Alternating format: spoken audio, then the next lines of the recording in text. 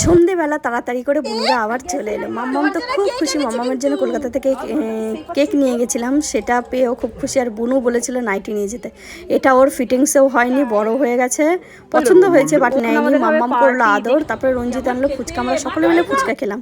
তারপরে আমি দিলাম মাম্মামের গিফট, কারণ ওর বার্থডে 10 তারিখে হয়ে গেছে, তো ও তো খুব খুশি, খুব এক্সাইটেড। দেন আমরা যে কেকটা নিয়ে গেছিলাম সেটাই যে এখানে একটুখানি খারাপ হয়ে গেছে, এর এই মুঠোটা একটুখানি খেয়ে নিয়েছে। তারপরে সবাই মিলে কেক খাওয়া দাওয়া হলো, কেক কাটিং হলো, মা করলো আমার বড়মশাইকে আশীর্বাদ। বড়মশাই খুব এক্সাইটেড ছিল, একটু লজ্জা পাচ্ছিল, ফার্স্ট টাইম এরকম জন্মদিনে আশীর্বাদ পেলো, তাও আবার শাশুড়ি মায়ের কাছ থেকে।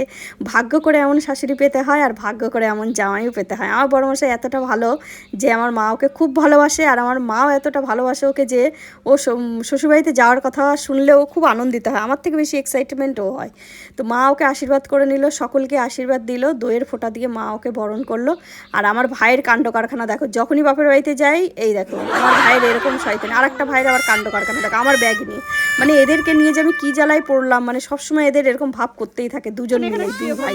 তারপরে রাত্রেবেলা সবাই মিলে শুয়ে পড়লাম, আর মাকে গুলি করে মার্ডার করে দিলাম মানি, আর জামাইরা উপরে। টাটা, কেমন লাগলো?